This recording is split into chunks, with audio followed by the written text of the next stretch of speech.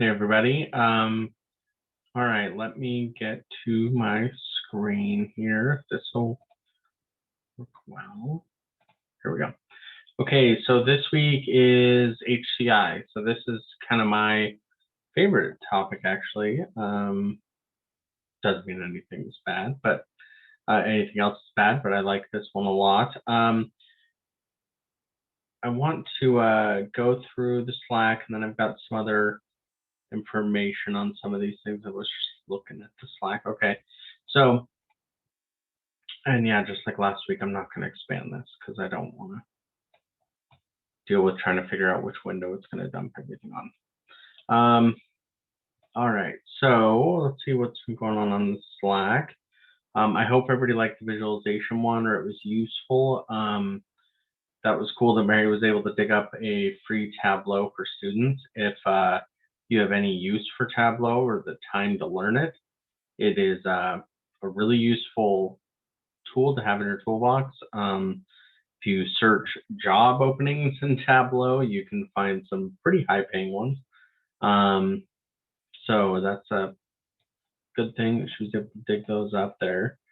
Yeah, schemas, Mary brings this up there.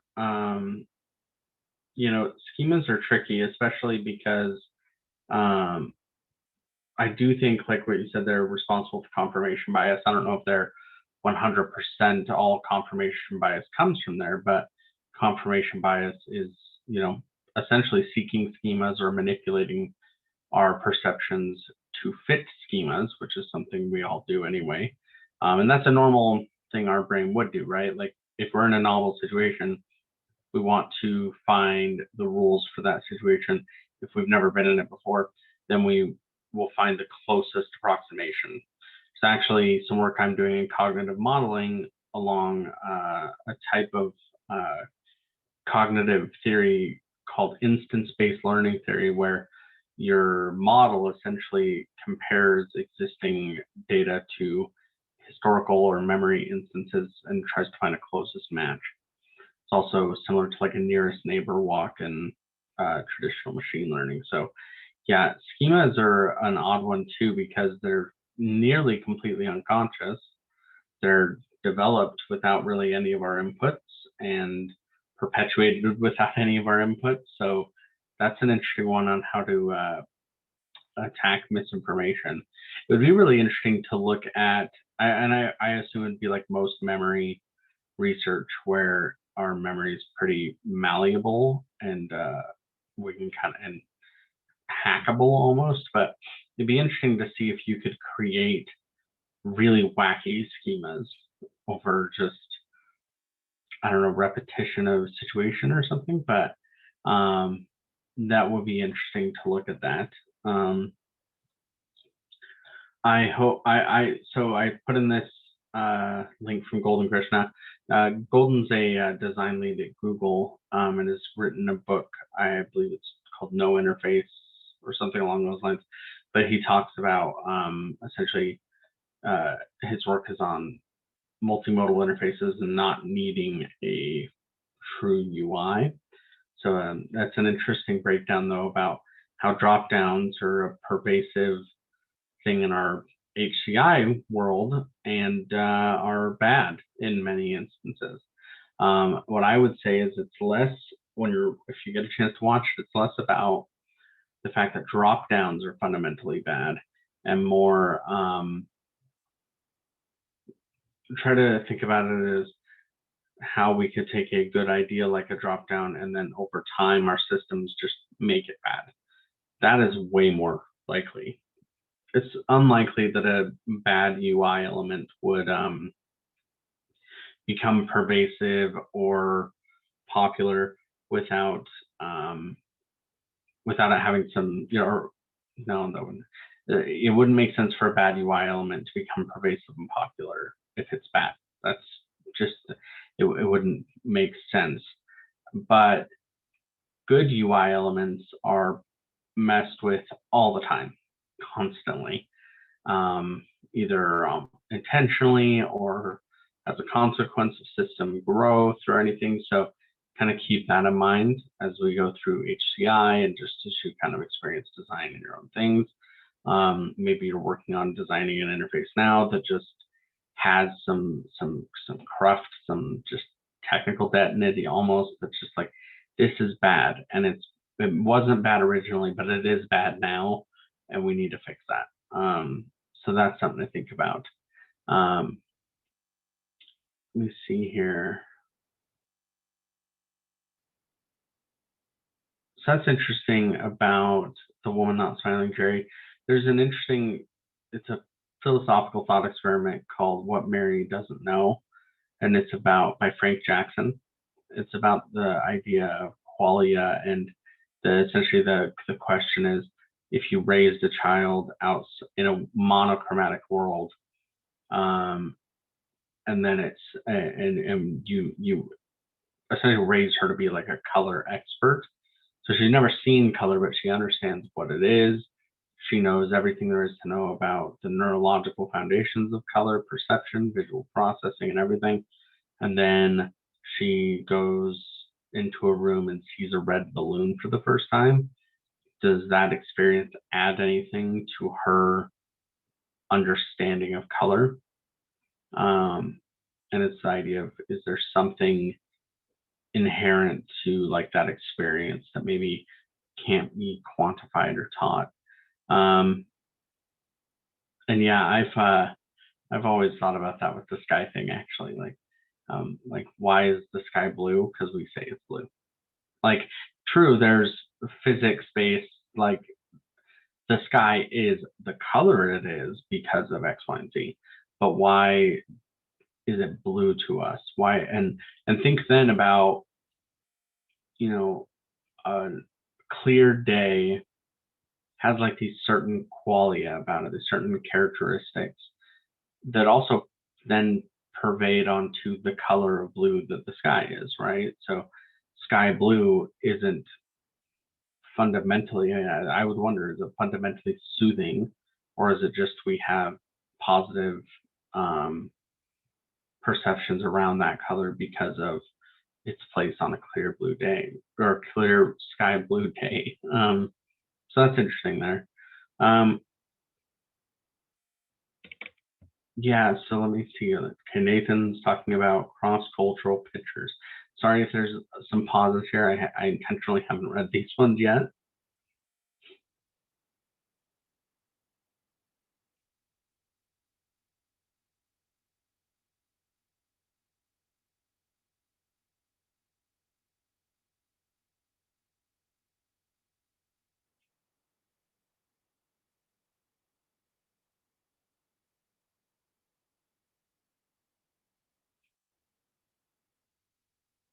Yeah, so cross-culture, yeah, so validating how you perceive pictures.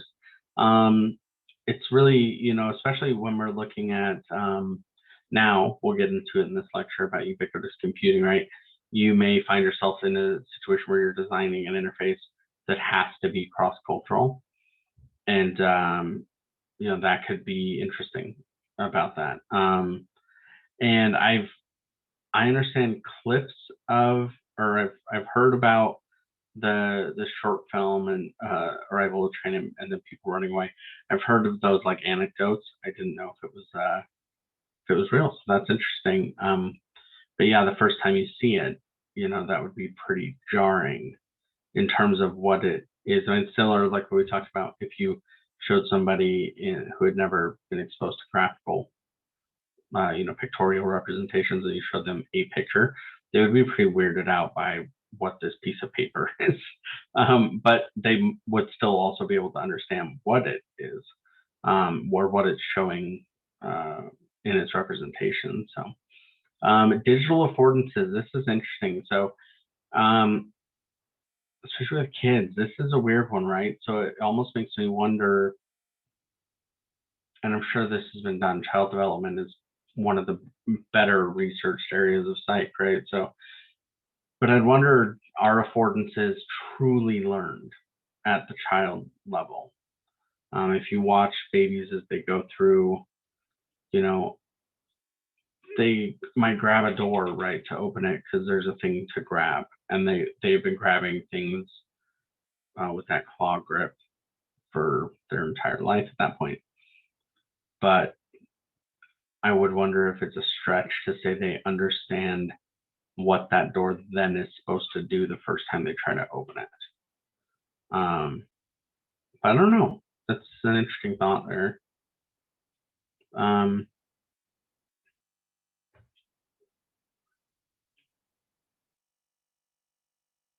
oh yeah, surely you are. That's one of the initial like aha moments of the human factors world is when you start to realize what affordances are, and you look around your world in horror at how many bad ones we have.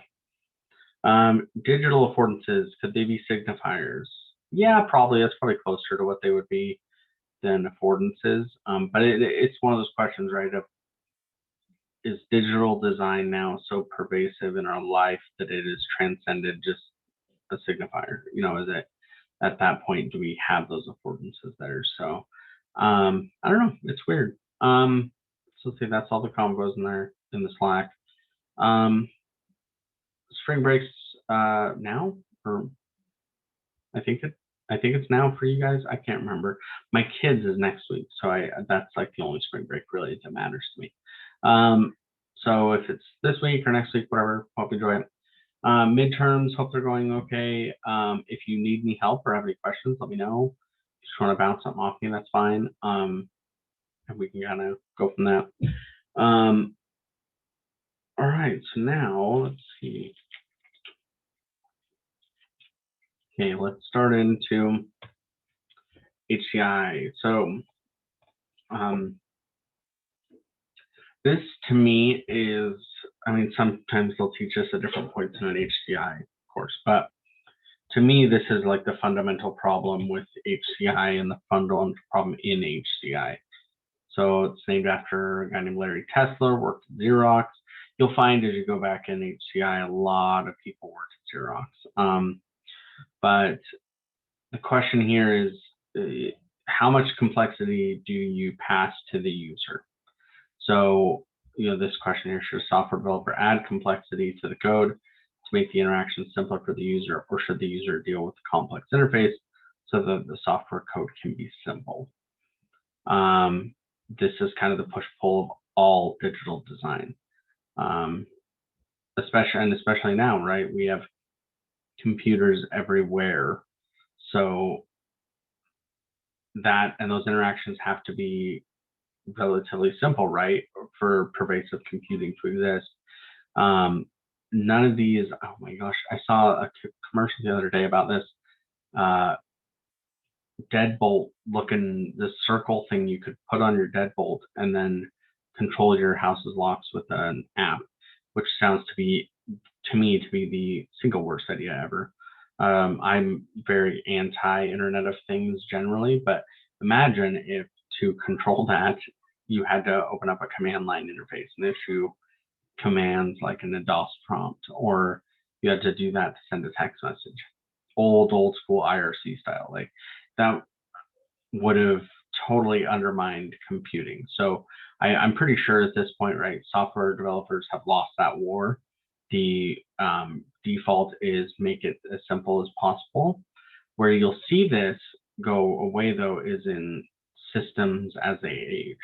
A system might be made pretty simple. I mean, this is like the drop downs, right? So a system might be made simple at the beginning, but then over time, the idea of continuing that simplicity through new features, upgrades, just growth, and that scale of the system as that steps up might get pushed aside because over cost concerns. So that's usually a part of how that could look there. But that's something to keep in mind as you're dealing with, we'll talk about some different interfaces, but then as you deal with digital systems in your life, how complex are they? And not in the sense of you know how to use them because you've been using them forever, but like objectively, somebody had to come into this that had never seen it. How hard is it to use? that's something to think about. So this is also another sticking point that I have. There are H blank I. There's a million of them. There's HCI's human computer interaction. There is human system interaction, HSI. There's HMI, human machine interaction. Human automation interaction, HAI. There's way too many. And I think some of those delineations made sense in when computers weren't, everywhere. But so now I tend to just refer to anything as human system interaction. I will use HMI sometimes uniquely for like ergonomic based physical controls, so a physical switch or something like that. That's just kind of been how I make sense of it. But HSI to me is more relevant because yes, fundamentally interacting with a a Mac Mini and the let's say the digital radio in your car, you're probably both interacting with computers at some level, but they have fundamentally different feelings. So I just tend to call everything HSI, and then there may be various levels of it. And keep in mind, we've mentioned it before, but there's a lot of different areas of it. Explainable AI, XAI. I don't know why we're obsessed with clever acronyms and user experience, but I don't know, computation or computer science, I guess. AR, VR, augmented reality, virtual reality, those are kind of their own little world of human interactions. Multimodal interfaces, voice, touch, this is a separate thing. Nathan mentioned gestural interactions, right? That's a touch, that's a multimodal interface. You're not using a user interface at that point. Human robotic teaming or human robot teaming is a big one that's coming up lately in terms of how humans and robots could interact in this similar environment. Well, we might need a better term, especially as our future, robot overlords might prefer a different phrasing. So some brief history. Fundamentally, computing was kind of broken into three areas. You got the mainframe era, where you have the punch cards, the massive room-sized computers, and everything. That YouTube link, if you're interested, is linked to the quote-unquote mother of all demos by Engelhardt, kind of the first instance of a user interface ever. It's kind of interesting, and it's probably a bridge between the two. Then we got into PC computing. So that was the first step towards bringing those room-sized computers into the home and making sure they were widely available. That's where we get Apple, Windows, and those things there. Now we're in what I would call the ubiquitous computing era. So instead of just computers, which those certainly still exist, we now have the prevalence of computing devices. This could likely be analogous to the difference, let's say, of when you maybe had, so when electricity and electronics were first created, and you had a few of them, to everything has an electronic feature in like the 80s. So ubiquitous computing, we have a prevalence of computing devices. Computers are no longer just tools for a specific purpose. They are fundamental components of modern society. Like, and we've seen this throughout history, right? Roads, irrigation, like we've seen technological advancements that just change things fundamentally. Computers are that now. So, but what does that mean for like nuclear? The problem we have with nuclear now is, we have to inherit our user expectations now. So this is one thing you learn in digital design is your design is heavily influenced and has to be by the design of other similar systems. Your users will, the majority of the time, I think this was a Jakob Nielsen quote, but the majority of your user's life will be spent on other systems than yours. They will spend most of their time on other websites, on other applications, on other displays. So what that means is their mental models, schemas, those kind of things we've already talked about will fundamentally be populated with those other systems. This is where if you've ever went to, let's say, a website that had a really unique menu structure or menu system, and you just kind of struggled for a little bit to figure out what you were supposed to do, that is 100% why this happened. It's not, there's good reasons why menu bars are at the top of everything, but somebody might have a better idea, and maybe they can't just get over the legacy of, that's where it is, so we all have to put it there. So keep that in mind there, but that doesn't mean there's an opportunity for unique interactions. Nuclear is a very specific kind of walled garden of interaction, so there might be some opportunity for some of those unique interactions.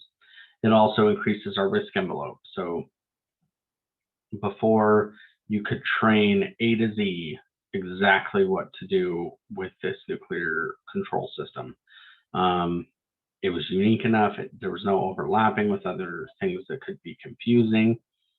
That's gone now. Any digital system is going to, every user is going to bring their own understanding of how these things should work. And that's just something we have to deal with.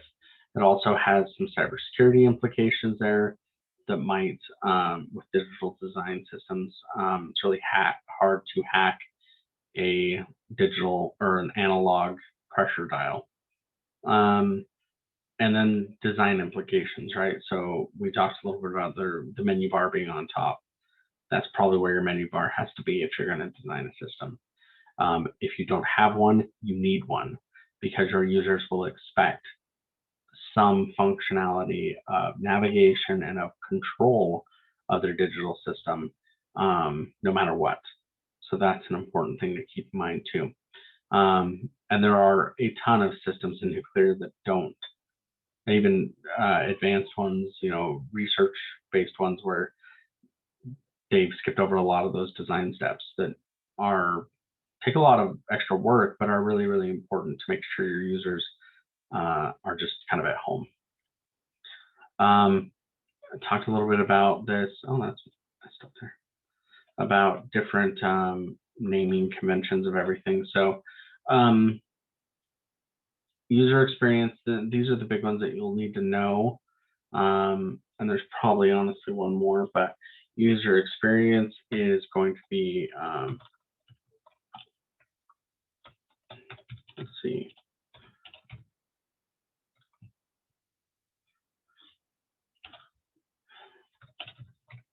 Your user interface or user experience is predominantly considered an aspect of preference and satisfaction. So is this thing enjoyable to use?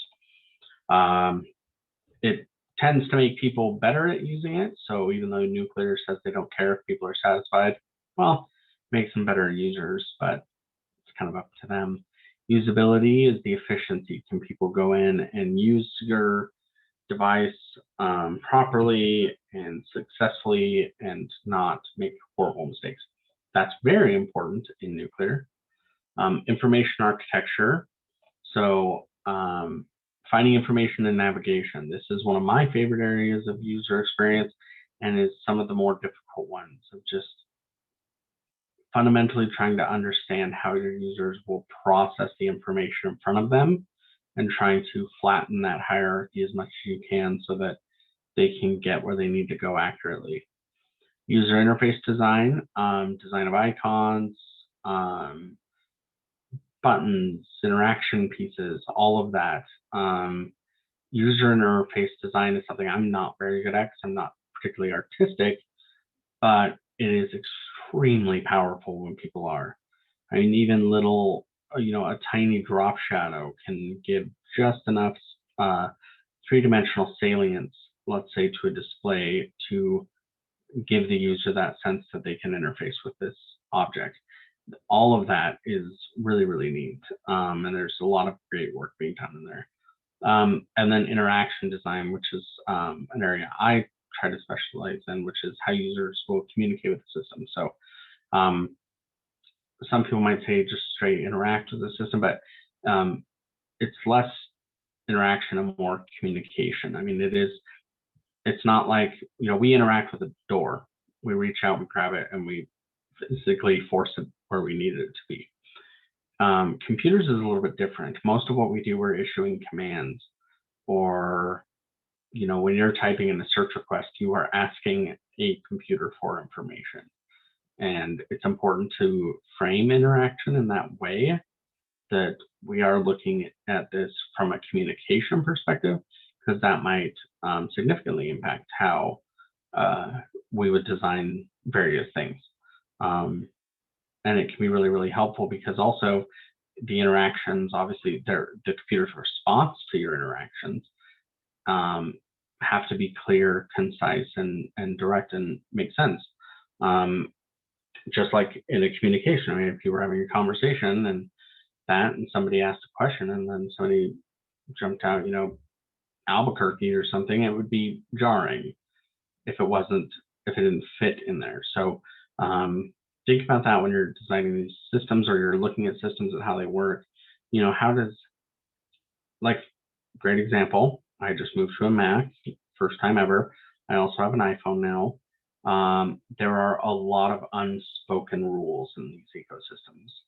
There's a lot of things you can do on an iPhone that they do not communicate to you in any way, shape, or form. You just happen to touch your phone in a certain way one day, and it does things. And then you spend a week trying to figure out how it did it, and then eventually settle on it. It's not very helpful to Google it either, because it doesn't tell you anything. So, it's really hard to say, I touched my iPhone and blank. That's probably honestly not a Google search. You should probably search, but that's really, really important in nuclear or in areas where there's high risk. Your users have to be clear with what they want the system to do, and the system has to be clear with its response and feedback. So the number one rule of digital design, the false consensus effect: you are not the user. This is also extremely hard to do. I mean, I just ran into this with a dashboard I was designing just a couple weeks ago with somebody made a request, and I thought, or not really a request, but just like feedback, and I thought, that looked bad. That won't work. Well, maybe it will. I don't have any evidence to say it won't. It's just a different way of looking at it. I wouldn't like it, but again, I'm not the user. So it's one of those features we have to make sure we test with actual users. So it's a big one to get around, and it's something you'll deal with forever. No one's ever going to get past it. It's just fundamentally how our brains work. But being aware of it will help you kind of catch yourself in those moments. So nuts and bolts, also known as the math. These are kind of the next couple slides will be more like the specific, if you ever need a calculation, which sometimes happens in nuclear, they want the math to make them feel like it's real, I guess. I don't know. But we'll go through a few of these kind of quick. The Hicks-Hyman law. So the more choices a user has, increases the response time. That is generally the curve that it will follow, so it's logarithmic. It's not that big of a concern from nuclear, because, as you can see, because it's logarithmic, it flattens off at a certain point, so our response time kind of pegs or maxes out with a certain level of options. In a nuclear or highly complex system, you're going to hit that number of options pretty fast. So it's something to be aware of. Obviously, if we could shrink that response time as much as possible, great. But it's something I wouldn't stress over, because you probably won't be able to in most complex systems. Fitts law, a lot of you will probably be familiar with this. This will be like, engineering, HF engineering design 101, but the time to navigate to an item is a function of the item's distance and its width. So as you're designing things, we want to make it big enough, but not too big, not too small. There are calculators all over online if you need to calculate something like this, and there's a lot of tests for it too if you need to test a specific size or something on a screen. Corners is one of my favorite ones. So a function, if you step back from the math on Fitts law, what's it really saying is that it will take more time if you miss it. If you miss your target, you have to try again to reach it, and it will take more time. Corners of a screen are weird because you can't miss them. And even the side of screens, Windows 8 introduced some of the pop-outs. They call them charms. If you navigate and you hit one of the sides with your mouse. But one of my favorite things with Windows, it started in Windows 8 and came in 10, is if you navigated to the bottom left where like your start button was and right clicked, you could get a lot of start button functionality just in that brief menu. And it was nice because you couldn't miss it. That's also why the start button is down in that corner, or why the Mac Apple menu is at the top left. There's a reason that we put those things there. The critical functions, that's where they belong because we can't miss them. So HCI's cognitive aspects. We talked a little bit about them, but this is really small. See, so I've had some weirdness that I shouldn't. I think I might have made some of these slides on my INL computer for a different project, and we're using some of them. I think when I open them on the Mac, it just goes wacky.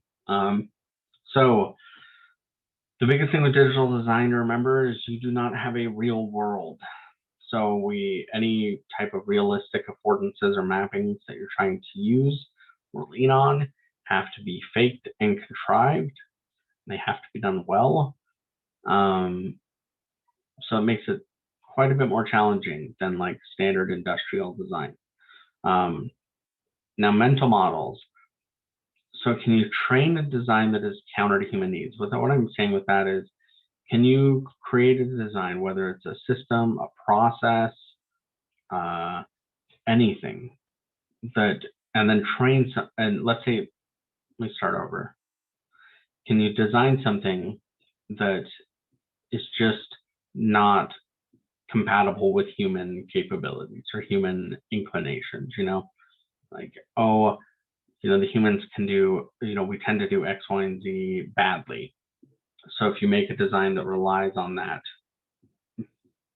task being done correctly, that's a problem. So nuclear, for example, is highly training heavy and proceduralized. So can you then train the users to execute that design perfectly over their own human psychology and cognition? The answer to that's no, but you might be able to get them to think about things more, and maybe they'll be successful some of the time, but you still will have a higher level of human failure than if it was better designed from the beginning.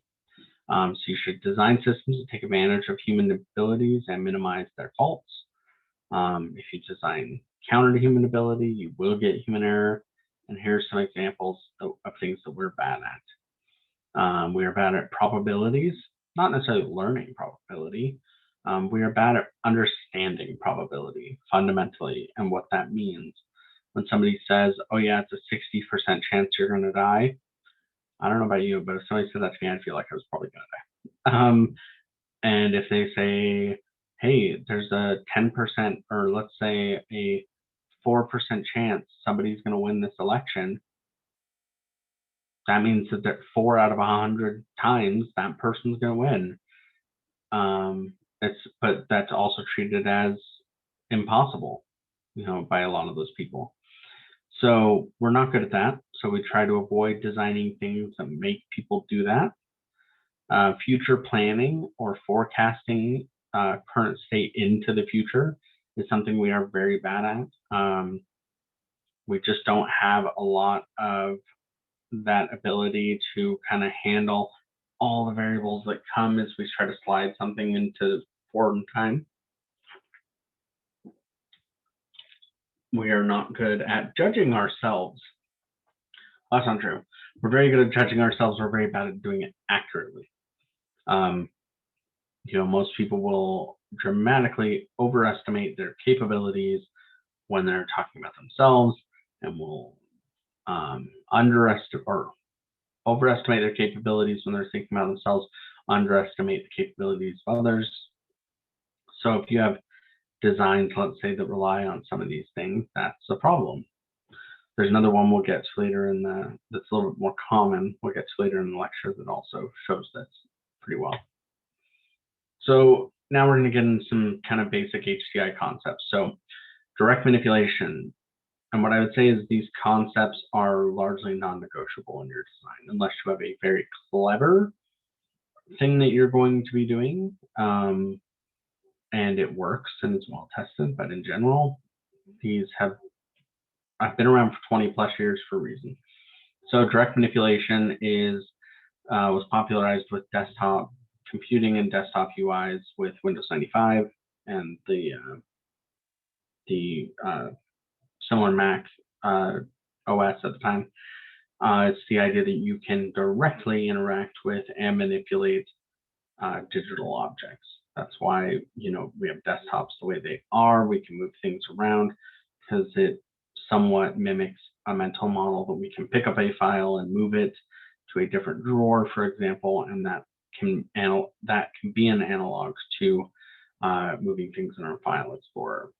An interesting thing is, if you've never done it, spend some time maybe learning command line interface, so running a PowerShell on Windows or a Bash environment on Mac or Linux, and try to move files with the command line and those kind of things. And it gives you an appreciation to, when you click and drag things, what your computer is actually doing. But our users expect direct manipulation. If you give them a UI element, almost always they're going to click it or hover over it or something. They're going to try to mess with it always. And they will have an expectation that they can. I don't know, we went through this with some of those COVID dashboards when we went through visualization. There were some of those that I couldn't interact with that felt weird. If somebody can't interact with an object on your page, it feels cheap. It feels like you just embedded a JPEG and moved on with your life, unless it's done correctly and in the right way. So keep that in mind. We think back to like earlier, I'm not even really that long, probably 10 years ago, web pages, right? A company logo at the top was just a JPEG. Now that better be linked to their homepage, or it's gonna feel weird and like you need to fire your web designer and hire somebody else. So keep that in mind. Shortcuts to cognitive design. So these are how HCI has progressed in a way to hack how our cognition works in order to give us some sense of interactivity or different characteristics of a display. So skeuomorphic versus flat. Skeuomorphic is you are designing things in a way that simulate reality, or they have some simulation of realistic physical objects. So the older school iPhone interface here, we have drop shadows, a lot more common, which gives them a sense that you can interact with them, that they're popping out from the background. We have edges that we can see, maybe we can touch them. You have this reflection here, like this is like a shelf or a table. Similar here, the original Kindle interface, we've got seemingly applications on a bookshelf. Maybe we can, so it gives that sense of these are things that we can take or use. They don't do that so much anymore. We've kind of progressed past that, so you start to see a lot more flat design, which is like this more current iPhone display or the Windows 8.1 display, where there's very little drop shadow or anything. There's pros and cons to both, right? Very, very busy, these displays. Skeuomorphism is great, but adds a ton of visual processing workload to your display. And so if you're going to use it, you have to be careful there. And if your users don't need that, if you're not presenting something super novel to them, it's generally better to go with flat design. It's just a cleaner, simpler look and requires they're able to differentiate things faster, generally. So, I do this every single time I've ever presented these slides. I forget about that I have a pros and cons slide right after it. But we just went through this. So user research and testing is necessary to prove what aspects work best. If you are doing a testing situation and your display is mainly flat, and you notice your users are frequently missing some interaction that they're supposed to be doing or you want them to do, you may need to make that object, that UI element, pop in a different way so that it kind of begs their contact or their interaction. And similarly, if you think you have a lot of skeuomorphism and your users are taking a little bit longer than you think, converting something to a flat design and then testing that might be useful to see. Ultimately, every system's got a mix of both in various ways. And it's important to kind of just figure out what works best for your users in your context. Gestalt principles, these are huge, and we went through some of these with visual perception, but in terms of design, right, this is how a lot of designs go bad and how they go bad out of bad design, or we manipulate Gestalt principles for very specific purposes. So continuity is an example. This shows the line break here, and we can understand that. But this is a great example of one. This is the kind of formal one you'll see in textbooks forever. This is some that I kind of prefer in terms of that. So continuity in digital design, this is what we expect to see, right? We expect to see icons like this. We expect to see icons just lined up. But then if they're a little bit off, we can see it, and they do not have to be off very much for you to just say something looks funky here. Now that's a sign of bad design. We don't want them doing that. If we're not trying to draw attention to something, we don't want them doing that. But if you have a bunch of icons in a row and then you off center in terms of in line with this horizontal plane, a button or something, that button will pop a lot more because it's next to these and that expectation is there. Common regions are big. Also, it's enclosure here. We tend to perceive things that are grouped together by borders or whatever as similar. Proximity, you don't necessarily have to physically group them together with a line or a box. Just putting things together, as long as there's some measurable difference, will also give that group feel. So also be aware if you're doing this and they're not together. That's a big problem, right? You don't want a button to turn, system A off and then system B off right next to each other if it's possible that you could shut the wrong one off. You want to make sure that those are distinct. So keep some of those in mind as you're going through like use cases and whatnot. Nielsen's 10 heuristics. This kind of gets beaten into every human factors person ever, but they're very useful. It's like Gestalt principles. These are expectations that your users will have, primarily because these 10 became so prevalent. They influenced digital design for the past 30 years, but also they show a lot of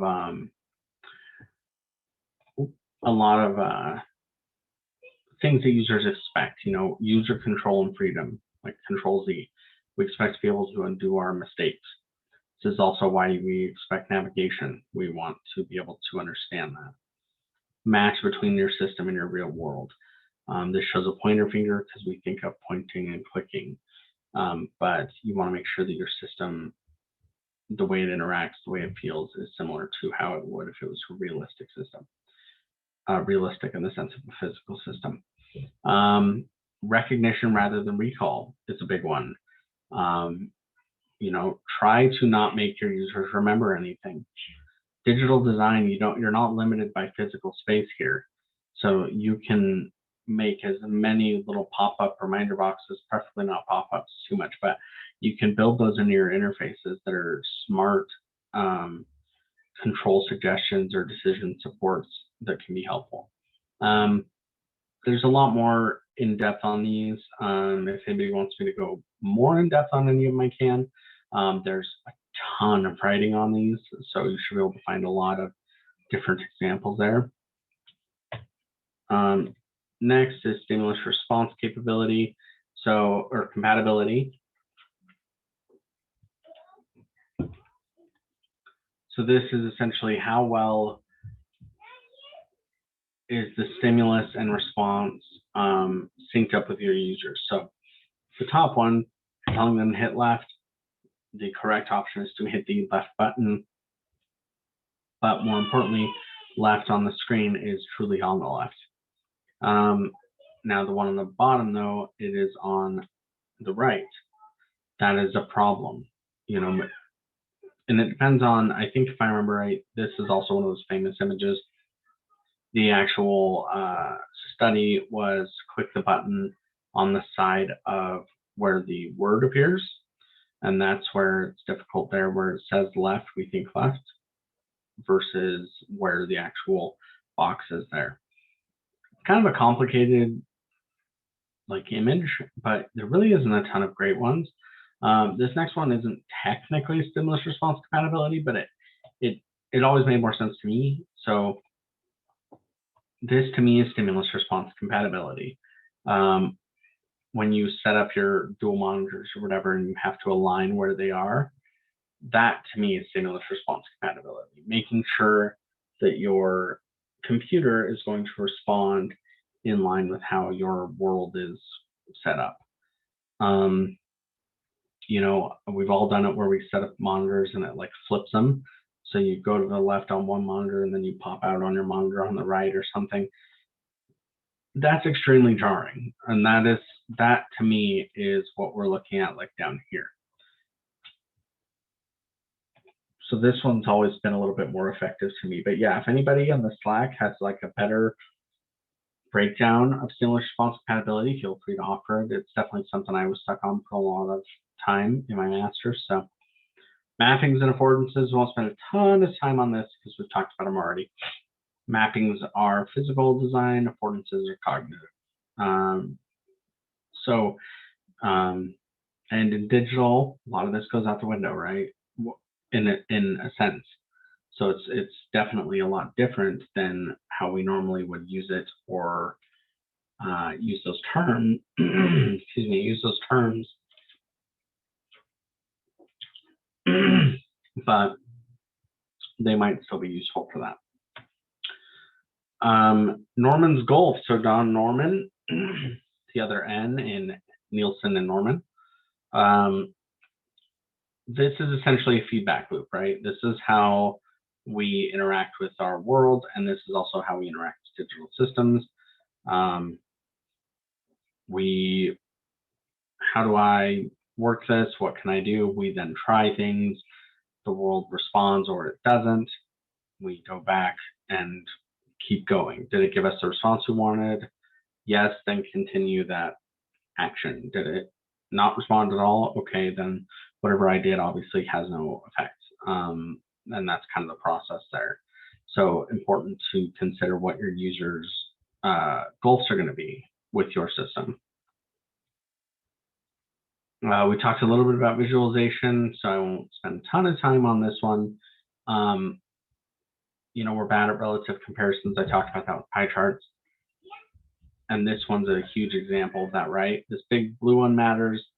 This darker blue one matters.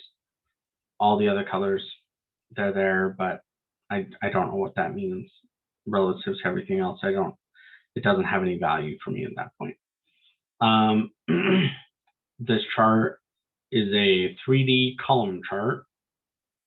And let's see here. Sorry, I had to pause the recording there for a second. It seems like I'm losing my voice, but I don't talk that much. So Anyway, 3D column charts. Why do they need to be 3D? That just adds cognitive workload that nobody needs. That doesn't give us any more information, so don't do that. This is an example of a shirt, a popular user experience designer. Whoa, switch cat when your system doesn't work the way I thought it would. That a popular user experience designer in Colorado did. He will often tweet out like weird icons that he sees, and then, okay, what does this look like? So until I got a truck, I didn't know what this thing was, and my dad's a mechanic too. So that is usually the icon for turning on the light over your truck bed. However, no matter what, I still think it should be for launching the octopus. There's a lot of these out there, especially car iconography, and for some reason, washer and dryer iconography. So if you want some good laughs, look through there. They're pretty good. But it's another part of, remember, your iconography matters, and it should represent what you're actually doing. So mapping problems, these are physical problems with situations, right? So hurry up, you have to open this top drawer, so you grab the handle, because you think your handle is for pulling, and then you pull over the file cabinet, because that's actually not a drawer. The drawer's right below it. That's a mapping problem. And on the right, that's just a sad day for whoever eventually has to clean that thing. Obviously, it's probably at a jazz club or maybe a restaurant that has a jazz theme or something, but someone's going to pee in that saxophone. They just are. This is one of it's unique, actually. This is an interesting one that's become really popular, much to probably his chagrin, because it's a pretty famous graphic artist who did this. This was his website. And this is also about doing novel interactions, right? There's a menu on that top right, you can see. It didn't really do anything to solve what is this readout. But if you hovered over either the top left or bottom right there over the blue or red colors, it would overlap the letters and do that. So that is very clever. And see now, because our visual system does this, right? We know what that says. Now you'll see it in there, but you didn't originally. So this is an interesting one, and it's extremely clever use of visual system processing. But really, okay, some people might say the web is not to be clever. I disagree in a lot of ways, but in this one, that's a problem. You should make it a little bit easier to do that. So something to keep in mind when you're designing. So you are not the user. We already talked about that, right? You can be a user, but you can't be the user. Now, we've said that a few times. Why? The reason you can't is because by creating this system or working on this system, you have a fundamentally different understanding of that system than any actual user would. Especially if you've created the system, you know everything. Why does it do that way? You know, I've dealt with this with other developers or something before, and it's like they understand it. So to them, a user experience problem isn't a problem because they know how to do it. When in reality, no, that's a problem. And again, they're not the user. So it's important to focus on that. That's the easiest way to avoid bad design is by involving your users and not being precious about your designs. Somebody doesn't like your design, that means nothing about you. Honestly, the best feedback we can get as human factors professionals or designers is a lot of, nope, that doesn't work, or I don't understand this, or I'm confused about this, because that helps us understand what to do better the next time. And the whole point of this entire discipline is iteration and just doing it over and over and over again. Users are complicated and you can never totally understand them. So this is, I love this picture with the cats because it's so true. And they would probably use different bowls the next time. So how do we deal with such chaos, I guess? We have different research methodologies. So this isn't exhaustive. There's more methods than, there's probably new ones every day. But these are big ones and kind of where they live in the overall kind of concrete to abstract elements of user experience. I'm going to make this a little bit bigger just in case it's harder to see on the video. So you have typography, wireframes.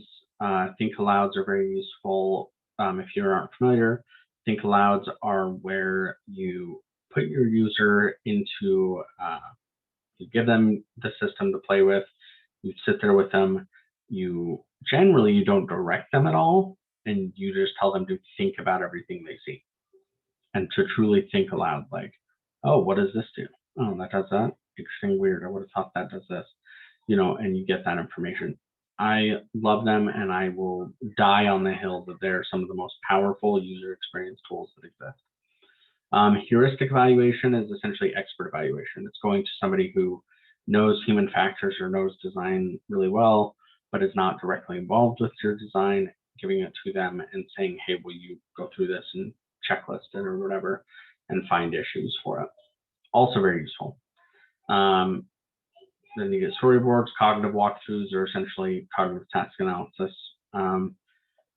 Contextual design, contextual inquiry, focus setting, focus groups, interviews, these kind of things. So all of which are useful. I have a separate slide here for one of them because when I started this journey, nobody explained what they were, and it was really jarring to me. So maybe nobody else here had that experience. I did, and it was weird. Wireframes, nobody ever tells you what a wireframe is. You hear that they are a wireframe, okay, or you got to be good at wireframing, or you have to learn wireframing, and you're like, okay, what is that? Wireframing is sketching, okay? That's all it is, and I really wish they would have not tried to be so highfalutin about everything. It is a sketch. You can wireframe on pen and paper, you can wireframe on sticky notes, you can wireframe, this is looks like probably it's Balsamic is the program that they're using. You can wireframe in PowerPoint, you can do it in Word, you can do it everywhere. There's varying levels of depth and fidelity. It's intended to be for rapid ideation, rough and fast, just churn out, when you're starting wireframing an app or a system, usually, I would start with like a legal size piece of paper almost, and just sketch out 5, 6, 7, 8, 9, 10 instances of this screen. Okay, I can put this here, put this here, put this here, and then kind of go through the next and refine. In general, wireframes are static. You click those buttons, they're not going to go anywhere. Prototyping is the next step. That's where you'd go into a program like Acture, Sketch, or Adobe XD, or various things, and you give those buttons interactivity and some, write some JavaScript in the background so it gives it something to do. That's the next step once you get the wireframing. But the wireframing is essentially placement. What are we putting? Where are we putting it? And how does that work? So that's super useful.